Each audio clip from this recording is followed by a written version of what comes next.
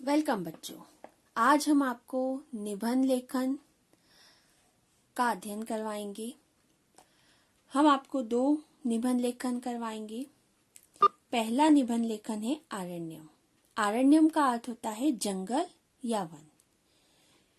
जंगल में कौन कौन से जानवर रहते हैं, वनस्पतियां रहती हैं, पक्षी रहते हैं, वो क्या क्या कार्य करते हैं, उसका हम संस्कृत के वाक्य में आपको यहाँ पर समझाएंगे। आपके 11 सेंटेंस है इस निबंध में। पहला सेंटेंस है आरण्यम वनस्पतिम ददाति। सबसे पहला जो कार्य रहता है जंगल का वो है हमारे को जड़ी बूटी, अर्थात जो हमारे रोगों के लिए काम आती है, ऐसी जड़ी बूटी जहाँ पर पाई जाती है वो क्या है, आरण्यम। आरण्यम वनस्पति ददाति, इसलिए वो सारी वनस्पतियां हमें कौन देता है, जंगल देता है। आरण्ये मृगाश्चरन्ति, जंगल में मृग मतलब हिरण चरते हैं, मतलब बहुत सारे हिरण जो है वो जंगल में पाए जाते हैं। नाना पशवः वने निवसन्ति, विभिन्न प्रकार के पशु, वो चाहे जंगली जानवर हो, पक्षी हो या जलचर हो, मतलब जल में रहने वाले सारे जीव जंतु हो, वो सभी हमें वन में मिलते हैं, वन में निवास करते हैं। तत्रे सर्वे स्वतंत्रता चरन्ति, वे सभी स्वतंत्र रूप से वहां पर चरन्ति मतलब विचरण करते, घूमते हैं। आरण्ये नाना पक्षिणः वृक्षेषु निवसन्ति, जंगल में विभिन्न प्रकार के, नाना अर्थात अलग अलग प्रकार के पक्षी भी वृक्षों पर निवास करते, मतलब जंगल रहता है, बहुत सारे वृक्ष रहते हैं, उन पर सारे पक्षी निवास करते हैं। छठा वाक्य, तत्र कोकिला कुज्जन्ति, वहां कोयल कूकती है, मतलब वहां पर कोयल जो प्रजाति होती है जिसका गाना बहुत मीठा होता है वो भी गूंजती है। 7 पॉइंट, आरण्ये मयूरा नृत्यन्ति, जंगल में मोर भी नाचता है। 8, तत्र सिंहा गर्जन्ति, वहां पर शेर गरजता है। गर्जन्ति, सिंहा मतलब बहुत सारे शेर गरजते, एक शेर नहीं, बहुत सारे, मतलब सारे जानवरों की संख्या बहुवचन में ही दी गई है। 9, आरण्ये गजः चलन्ति, जंगल में हाथी, सभी हाथी चलते हैं। 10, सर्वत्र मनोहरम सौंदर्यम, सभी ओर मतलब चारों तरफ हमें बहुत ही सुंदर दृश्य दिखाई देता है। मनोहरम मतलब मन को हरने वाला, मन को अच्छा लगने वाला दृश्य हमें दिखाई देता है। और 11, वन संपदा राष्ट्र संपदा अस्ति, वन की जितनी भी संपदा होती है, चाहे वो वनस्पति होती है, जीव जंतु होते हैं, वहाँ की लकड़ियाँ होती है, वहाँ की भूमि होती है, वो सारा राष्ट्र की ही संपदा होती है। हम वापस से इसे समझा रहे हैं बच्चों, ध्यान से देखिएगा। आरण्यम वनस्पतिम ददाति, जंगल में वनस्पतियां होती है अर्थात जड़ी बूटियां या रोगों को नष्ट करने वाली औषधि भी वह देता है हमें। दूसरा, आरण्ये मृगाश्चरन्ति, जंगल में हिरण चरते हैं, मतलब बहुत सारे हिरण जो है वो वहां पर विचरण करते हैं। तीसरा, नाना पशवः वने निवसन्ति, वहां पर बहुत सारे पशु निवास करते हैं।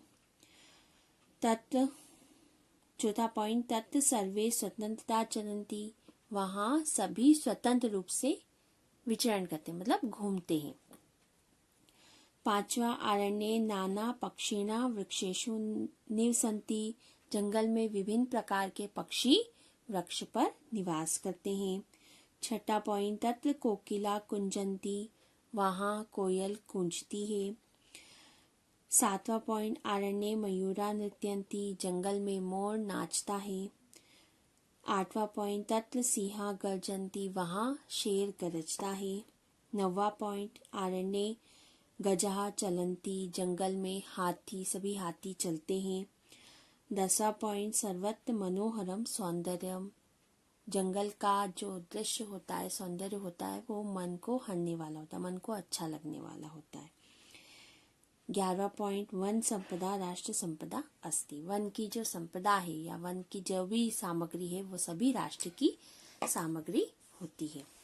अब नेक्स्ट वाला जो है आपका है दिनचर्या, मतलब दिन में जो भी आप कार्य करते हैं, सुबह से लेकर रात्रि तक, सोने से पहले तक जो भी कार्य किया जाता है वो सभी दिनचर्या में सम्मिलित होता है। इसमें 10 पॉइंट है बच्चों आपके। पहला, अहम एक छात्र अस्मि, मैं एक छात्र हूँ। दूसरा, अहम सप्तमी कक्षायाम पठामि, मैं 7वीं कक्षा में पढ़ता हूँ।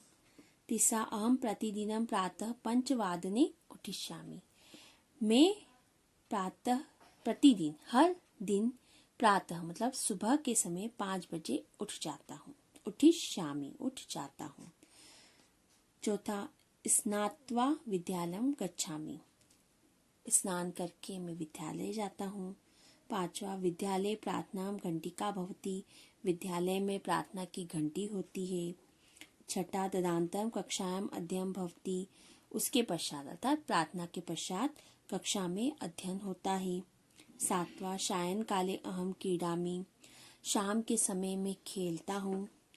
आठवां पॉइंट, अहम भोजनम कृत्वा दूरदर्शनम पश्यामि, मैं भोजन करके दूरदर्शनम अर्थात टीवी देखता हूँ। टीवी को संस्कृत में दूरदर्शनम कहा जाता है। नवा, 10 वादने शयनाय गच्छामि, 10 बजे मैं सोने चला जाता हूँ। और लास्ट, एषा भवति मम दिनचर्या, ऐसी होती है मेरी दिनचर्या, मतलब पूरे दिन का की जो भी क्रिया होती है या जो भी कार्य किया जाता है उस छात्र के द्वारा वो पूरा इस दिनचर्या में बताया गया है। इसे वापस देख लीजिए बच्चों। अहम एक छात्र अस्मि, मैं एक छात्र हूँ। अहम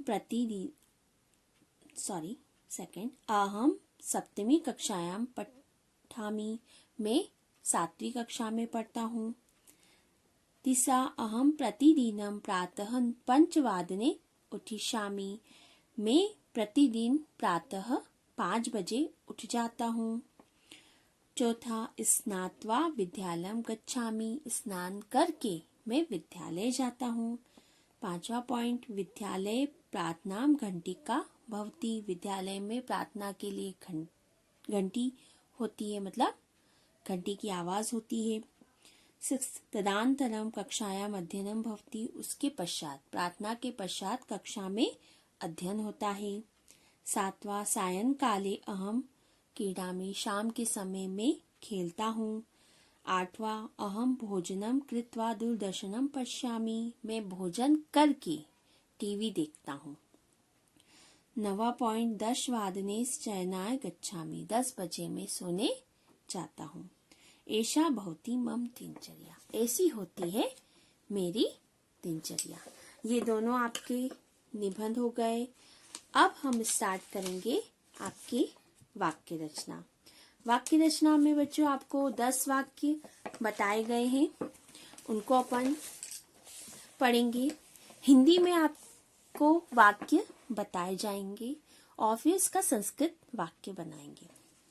पहला है, देवताओं को नमस्कार है, मतलब सभी देवताओं को नमस्कार है। तो नमः के योग में अपन ने उपपद विभक्ति पढ़ी थी 10 चैप्टर में। नमः में चतुर्थी विभक्ति का प्रयोग किया जाता है, तो चतुर्थी विभक्ति का प्रयोग करेंगे इसमें बहुवचन का, देवेभ्य नमः। देवताओं को मतलब बहुवचन में है तो चतुर्थी विभक्ति में आ जाएगा देवेभ्य, और नमः नमस्कार के योग में। दूसरा, राघव कथा सुनता है, तो ये वर्तमान काल की क्रिया है, मतलब लट लकार की। तो राघव पुल्लिंग का है तो राघवः, कथा का कथाम, और सुनाता है का शुनोति, है ना। ती इसमें क्रिया लगी है। राघव कथा सुनाता है का वाक्य क्या हुआ, राघव कथाम शुनोति। तीसरा, कृष्ण गोपाल के साथ जाता है, मतलब साथ के योग में क्या पढ़ा था अपन ने उपपद विभक्ति में, सह। कृष्णः गोपालेन, साथ में जाता है तो तृतीय विभक्ति का प्रयोग होगा, गोपालेन सह गच्छति। ठीक है, कृष्ण गोपाल के साथ जाता है, तो कृष्ण गोपालेन सह गच्छति। चौथा वाक्य देखेंगे, बालिकाएं गेंद खेलती है ना, तो खेलती है तो बहुवचन की क्रिया है, बालिकाएं हैं तो। अब इसमें बालिका कंदुकम खेलंती या क्रीडंती, ठीक है, अपन क्रीडंती का इसमें यूज करेंगे, ठीक है, बाकी खेलंती भी इसका प्रयोग किया जाता है। पांचवा, देश रक्षा श्रेष्ठ धर्म है, मतलब देश की रक्षा करना सबसे बड़ा धर्म है। तो देश रक्षा, क्योंकि स्त्रीलिंग है रक्षा, इस वजह से कोई इसमें विसर्ग नहीं लगेगा। देश रक्षा श्रेष्ठम धर्मम अस्ति, हे के अर्थ में अस्ति का प्रयोग किया जाता है, तो देश रक्षा श्रेष्ठम धर्म अस्ति। ठीक है बच्चों, ये छठा वाक्य अब है आपका, आकाश से जल गिरता है, तो गिरने के अर्थ में, अलग होने के अर्थ में पंचमी विभक्ति का प्रयोग किया जाता है, तो आकाशात जलम पतति। ठीक है, आकाशात मतलब आकाश से, जल जलम और गिरता के अर्थ में पतति। पूरा वाक्य बनेगा आकाशात जलम पतति।